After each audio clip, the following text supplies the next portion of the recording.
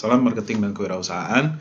Ketemu lagi dengan saya pada pembahasan kali ini yang berhubungan dengan MSDM, yaitu mengenai strategi-strategi kompensasi.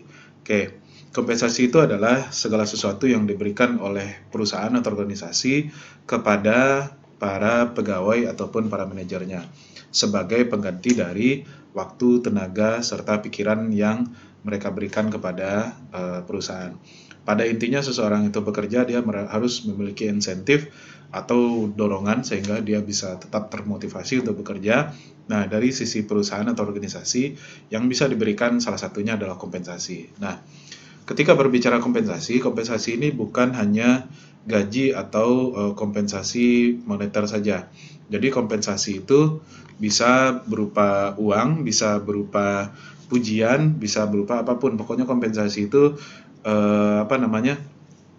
ya pokoknya segala sesuatu yang diterima lah dari pengganti dari waktu, pikiran, dan tenaga tersebut. Nah, tujuan dari penerapan kompensasi itu, kompensasi yang efektif itu adalah yang pertama, perusahaan kenapa dia memberikan kompensasi yang bagus, karena dia harus mematuhi segala peraturan dan regulasi yang ada pada negara atau daerah di mana dia beroperasi, atau legal compliance with all appropriate laws and regulation. Kemudian tujuan yang kedua adalah cost effectiveness for the organization. Jadi penerapan kompensasi ini merupakan sesuatu yang rumit, sehingga ketika dibuat sistem kompensasi itu harus tetap menjaga agar organisasi itu bisa tetap cost efektif atau cost-nya itu tidak terlalu besar. Namun demikian, cost-nya tidak terlalu besar, jangan sampai nanti terlalu kecil sehingga para pegawai juga tidak termotivasi untuk bekerja lagi, atau calon pegawai tidak tertarik untuk melamar bekerja di organisasi tersebut. Nah, kemudian juga sebagai performance enhancement for the organization. Kompensasi yang menarik itu akan mendorong motivasi dari para pegawai atau dari para personil dari perusahaan tersebut, sehingga dengan adanya kompensasi yang bagus tersebut, dia akan performa atau kinerjanya itu akan semakin meningkat. Oke. Nah, ada beberapa tipe dari kompensasi. Yang pertama adalah intrinsic. Intrinsic ini kompensasinya berbentuk intangible. Intangible ini maksudnya tidak nyata atau bersifat tidak bisa disentuh, tidak bisa dilihat. Nah, bersifat psychological dan social effect of compensation. Jadi kompensasinya lebih memiliki efek psikologis atau efek sosial. Misalnya berupa pujian atau diberikan tanggung jawab yang besar. Nah, tanggung jawab itu juga merupakan kompensasi, karena seseorang yang diberikan tanggung jawab yang besar itu berarti secara sosial dia itu dianggap mampu, dan itu juga sudah merupakan kompensasi. Nah, ada lagi kompensasi itu yang sifatnya extrinsic atau tangible atau nyata. Nah, bisa jadi moneter, bisa berupa gaji, uang, tunjangan, atau berupa non moneter, misalnya asuransi dan lain-lain sebagainya. Nah, itu adalah bentuk-bentuk kompensasi. Jadi kompensasi itu ada dua tipenya. Yang pertama intrinsic, yang intangible, serta extrinsic yang tangible. Oke, selanjutnya. Nah, komponen-komponen dari kompensasi itu ada dua. Yang pertama direct, yang kedua adalah indirect. Direct ini adalah yang langsung. Yang pertama base pay atau termasuk di dalamnya adalah gaji, wage and salaries ya. Kemudian ada juga yang variable pay. Variable pay ini berarti dia bersifat bervariasi, bisa dalam bentuk bonus-bonus, insentif-insentif, atau stock options. Beberapa perusahaan besar itu memberikan stock options kepada para pegawainya. Jadi pegawai itu boleh pilih mau mendapatkan bonus, insentif, atau dia mendapatkan saham di perusahaan tersebut. Itu namanya stock options. Jika si pegawai ini merasa ini perusahaan saya bagus, nanti di masa depan akan memiliki kinerja yang baik pula, sehingga harga sahamnya nanti diperkirakan akan meningkat, maka dia mungkin akan memilih stock option daripada bonus gitu. Nah, sehingga dengan memiliki stock option dan memiliki saham, si pegawai tersebut artinya dia memiliki bagian, dia menjadi pemilik dari perusahaan tersebut sebesar stok atau saham yang diberikan kepadanya, sehingga dia juga pastinya akan termotivasi untuk bekerja lebih keras. Kenapa? Perusahaan ini semakin dia bagus bekerja, semakin rajin dia, semakin tinggi kinerjanya, maka perusahaannya juga akan bagus. Dan saham yang dimilikinya otomatis nanti harganya juga akan semakin meningkat. Nah, itu adalah kompensasi direct yang terdiri dari base pay dan variable pay. Kemudian indirect adalah benefit-benefit, tunjangan-tunjangan, misalnya seperti medical life insurance. Nah, di tempat kerja sebenarnya ketika kita melamar pekerjaan, salah satu yang dipastikan itu adalah ini, karena zaman sekarang sakit itu mahal. Kemudian paid time off atau time off ini adalah cuti yang dibayar, kemudian pensiun, worker compensation, dan lain-lain. Itu adalah benefit yang tidak termasuk ke dalam gaji dan variable pay. Oke. Kemudian direct compensation ini terdiri dari yang pertama base pay, yaitu basic monetary compensation that an employee receive usually as wage or salary. Jadi base pay ini adalah gaji dasar, gaji pokok. Jadi seberapa besar gaji yang kita terima, bisa jadi per bulan, per minggu, atau per hari, yang menjadi dasar. Biasanya dalam bentuk gaji, ya kan? Kemudian wage payment calculated of time work. Berbeda dengan salary adalah payment yang konsisten pada setiap periode, walaupun berapa lama jam kita bekerja. Jadi kalau wage itu dia berdasarkan waktu, misalnya per jam misalnya. Nah, itu adalah wage. Sementara salary ya tidak peduli berapa jam pun Anda bekerja, ya per bulan Anda menerima sekian. Di bahasa Indonesia rasanya kedua-duanya wage maupun salary ini disebut sebagai gaji. Cuman kalau wage itu gaji per jam misalnya, atau gaji per hari misalnya. Nah, kemudian ada variable pay. Ingat, variable itu adalah segala sesuatu yang bervariasi, sehingga kalau variable pay itu adalah ya gaji yang bervariasi. Jadi variable pay ini maksudnya compensation linked to individual, team, or organizational performance atau kinerja. Maka jika kinerjanya semakin tinggi, maka variable pay-nya juga akan semakin tinggi. Jika kinerjanya semakin rendah, maka variable pay-nya semakin rendah. Ini adalah salah satu cara dari sebuah organisasi, selain dia memberikan base pay berupa wage dan salary, dia juga memberikan variable pay. Karena bagi pegawai yang rajin, yang memiliki kinerja tinggi, memiliki output yang banyak, maka dia pendapatannya lebih tinggi daripada rekan-rekannya. Tentunya hal ini akan memberikan dorongan atau motivasi bagi si pegawai tersebut. Kemudian selain base pay dan variable pay juga ada benefit atau tunjangan-tunjangan seperti tunjangan kesehatan tadi atau cuti yang dibayar, yaitu indirect reward yang diberikan kepada employee atau group of employee as part of organizational membership. Jika Anda bekerja di perusahaan kami misalnya, maka Anda akan mendapatkan jaminan kesehatan. Nah, itu namanya benefit. Atau jika Anda bekerja di perusahaan kami, maka Anda setiap tahun itu akan mendapatkan jatah cuti yang dibayar oleh perusahaan selama sekian hari misalnya. Itu juga benefit. Jadi benefit ini adalah, kalau bahasa kitanya kan manfaat gitu ya, manfaat-manfaat yang didapatkan baik itu secara moneter maupun tidak, yang itu juga termasuk ke dalam kompensasi. Oke. Kemudian keputusan-keputusan mengenai kompensasi ini pada dasarnya ada 3 bagi perusahaan itu. Pertama, dia bisa menetapkan kompensasi itu above, jadi lebih tinggi daripada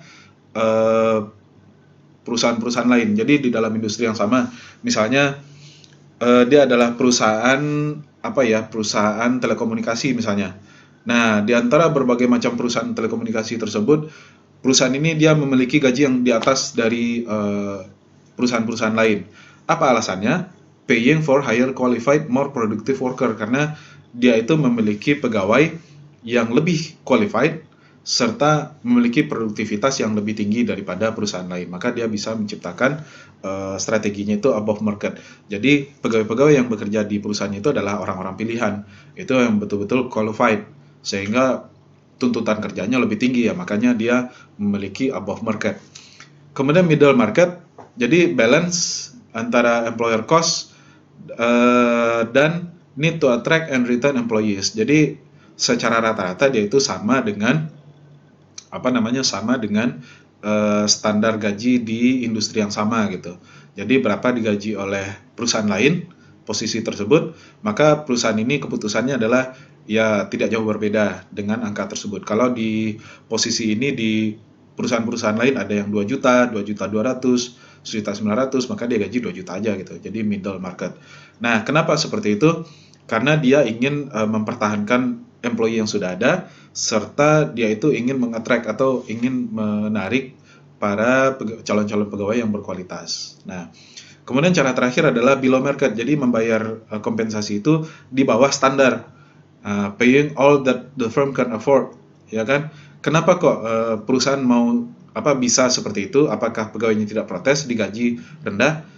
Ya perusahaan bisa saja, terutama bagi posisi-posisi yang penganggurannya banyak gitu. Jadi misalnya ada satu posisi, begitu dibuka lowongan, ternyata yang ini banyak, yang menyerbu banyak gitu, para pelamarnya. Berarti banyak yang ini labor marketnya tinggi gitu. Berarti ya bisa below market. Artinya secara secara tawar menawar, si perusahaan ini dia memiliki daya tawar yang tinggi sehingga dia bisa menetapkan gaji di bawah standar perusahaan. Nah, tapi ingat, walaupun seperti itu di bawah standar perusahaan yang lain, tetap saja yang namanya perusahaan itu harus menggaji karyawannya sesuai dengan ketentuan pemerintah, misalnya mengikuti UMR, mengikuti UMP, dan lain-lain sebagainya. Karena kalau tidak, ya melanggar hukum. Oke. Kemudian, ada kompetensi based pay. Jadi, pay itu atau gaji itu berdasarkan kompetensi yang dimiliki. Jadi, semakin kompeten pegawai yang dimiliki, maka semakin tinggi gajinya. Semakin tidak kompeten, maka gajinya yang semakin rendah. Nah, di dalam penerapan kompetensi based pay ini, ada beberapa pertimbangan. Yang pertama adalah limitation, how many, seberapa banyak yang akan kita gaji. Nggak mungkin kita gaji semuanya berdasarkan kompetensi base, ya kan? Kemudian pricing competencies, seberapa besar kompetensi tersebut kita ganti secara uang gitu. Misalnya kalau pegawai ini dia kompeten terhadap hal ini, kita gantinya berapa uangnya. Kemudian maintenance of competencies, karena kompetensi itu harus harus di maintenance terus. Kemudian juga training yang sesuai untuk menjaga kompetensi tersebut. Nah, kompetensi base itu termasuk ke dalam variable pay. Nah, kemudian, ini dia kompetensi base outcome ini. Bagi si perusahaan atau organizational related outcomes, keuntungannya bagi si perusahaan adalah pertama, greater workforce flexibility. Jadi workforce itu lebih fleksibel, jadi tidak kaku. Kemudian increase effectiveness of work teams. Karena dibayar berdasarkan kompetensi, pastinya work teams itu atau tim-tim kerja itu dia bekerja lebih efektif karena dia dibayar berdasarkan kompetensinya. Kemudian fewer bottlenecks in workflow. Bottlenecks itu adalah seperti ini bottlenecks. Bottlenecks itu adalah ini. Jadi di sini airnya banyak. Kalau tidak ada bottleneck ini atau bagian yang sempit ini, sebenarnya kalau dituang itu bisa curahnya itu bisa banyak gitu. Tapi karena ada bottleneck sehingga ujungnya kecil, sebenarnya di sini besar, ujungnya kecil sehingga keluar itu sedikit. Nah, itu namanya bottleneck. Dalam bekerja, proses yang berjalan dari sini besar. Nah, ada bottleneck, pekerjaan akan terhambat di sini. Ya kan, dalam proses pekerjaan. Nah, dengan kompetensi base, ini dihilangkan. Jadi, pekerjaan itu lancar. Itu maksudnya fewer bottlenecks in workflow. Jadi, pekerjaan itu lancar. Tidak ada pekerjaan itu yang menjadi terhambat di sini. Tapi dia, lancar gitu. Nah, kemudian, increase worker output per hour. Jadi, output pekerja pasti akan bertambah. Karena dibayar berdasarkan kompetensi. Ingat, semakin kompeten dia atau semakin bagus pekerjaannya, maka gajinya semakin tinggi. Tapi kalau seandainya dia malas-malasan, tidak kompeten, maka gajinya semakin rendah. Ya pasti kalau ada kondisi seperti itu, pasti pegawai akan bekerja sebaik mungkin, ya kan? Kemudian terdapat career enhancement opportunities. Jadi kesempatan-kesempatan bagi pegawai untuk meraih posisi yang lebih tinggi itu semakin besar. Nah, sementara dari sisi employee atau dari sisi pegawai, employee related outcomes-nya, pertama, enhance employee understanding of organizational big picture. Jadi si pegawai ini menjadi lebih paham mengenai organisasinya sendiri karena dia sangat kompeten. Kemudian, greater employee self-management capabilities. Karena kita bayar orang itu berdasarkan kompetensinya dia, sehingga dia itu lebih tanggung jawab sama dirinya. Dia itu menjadi tahu, oh saya kayaknya hari ini jadi kurang bagus ini. sehingga dia harus perbaiki besok misalnya. Jadi self manajemennya atau manajemen dirinya si pegawai itu menjadi lebih baik. Nah, kemudian improve employee satisfaction, dapat meningkatkan kepuasan pegawai karena pegawai menjadi semakin bagus dia bekerja, kompensasi semakin besar, ya kan? Ada kepuasan di sana, kemudian greater employee commitment. Komitmen pasti juga akan menjadi semakin baik. Nah, kemudian hal yang lebih penting lagi pada saat melakukan menciptakan kompensasi ini, menerapkan sistem kompensasi ini adalah pay fairness atau keadilan, ya kan? Keadilan dari penetapan kompensasi. Kompensasi ini pasti akan berbeda antara satu personil dengan personil lainnya, ya kan? Antara satu jabatan dengan jabatan lainnya tidak mungkin akan disamakan. Nah, dan itu hal yang wajar. Namun, jangan sampai perbedaan tersebut dianggap tidak adil. Maka ketika menyusun sistem kompensasi, hal yang harus diperhatikan oleh perusahaan atau organisasi adalah pay fairness-nya. Pertama, equity. Equity ini adalah perceived fairness between what a person does and what the person receive. Jadi keadilan antara si ini mengerjakan apa, maka dia dapat sekian, si ini mengerjakannya lebih sedikit, maka dia dapatnya lebih kecil. Nah, itu namanya equity.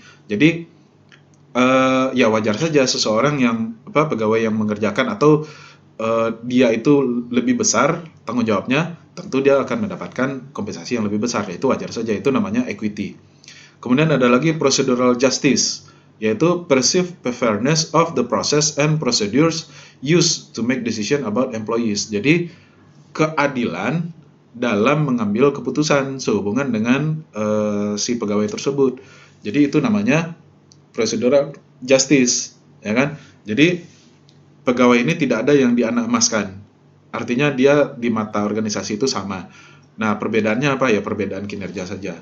Jadi tidak ada si A misalnya karena dia dekat dengan direktur maka dia secara prosedur dia itu lebih prosesnya lebih bagus gitu ya kan, serta decision-decision itu yang baik-baik saja untuk dia gitu ya, tidak seperti itu. Walaupun dia dekat dengan direktur ya sama saja procedural justice. Jadi setiap orang itu di mata organisasi sama gitu. Kemudian distributive justice, the perceived fairness in distribution of outcome. Jadi outcome-nya itu terdistribusi secara adil. Pay openness, the degree of openness or secrecy that an organization allows regarding its pay system. Ada dua pilihan. Bisa jadi si perusahaan ini dia open atau dia umumkan. Setiap orang itu bisa tahu. Kalau misalnya mendapatkan 1 poin, saya dapatnya sekian. Ini dia punya 5 poin, ini punya 10 poin, ini sekian poin. Berarti open, bisa dihitung sendiri berapa kompensasi yang akan diterima oleh si pegawai tersebut. Atau bisa dibikin close, kalau close ya close semua. Nah, itu namanya pay openness. Jadi tidak harus terbuka, tapi harus adil. Ini kan pay fairness. Jadi kalau tertutup ya tertutup semua. Kalau misalnya terbuka ya terbuka semua, jelas-jelas. Nah, seperti itu. Kemudian external equity, pay fairness external equity, yaitu the perception that the organization provides employees with compensation that comparable to the compensation of employees with similar jobs in other organization. Secara sederhana adalah dibandingkan dengan perusahaan lain, kita tuh adil nggak di sini gitu. Nah, maksudnya dengan organisasi yang similar. Jadi similar itu maksudnya yang setara lah. Jadi jangan dibandingkan kita perusahaan daerah dibandingkan dengan perusahaan internasional ya nggak mungkin lah. Tapi perusahaan daerah dibandingkan dengan perusahaan daerah yang lain, nah itu bisa, ya kan? Jadi ini adalah persepsi mengenai pay fairness. Ada 1, 2, 3, 4, 5, ada 5 yang harus dipertimbangkan oleh perusahaan. Oke, ini adalah prosesnya, proses administrasinya. Pertama, dalam menerapkan kompensasi itu harus dilakukan job analysis. Job analysis ini produknya ada 2, yaitu job description dan job specification. Job description adalah tugas-tugas atau deskripsi kerja. Misalnya seperti saya dosen misalnya, maka job desk saya adalah Tridharma perguruan tinggi. Saya harus mengajar, saya harus meneliti, saya harus melakukan pengabdian kepada masyarakat. Sekretaris job description-nya adalah mengatur jadwal atasan misalnya, kemudian mengurus surat menyurat dan lain-lain sebagainya.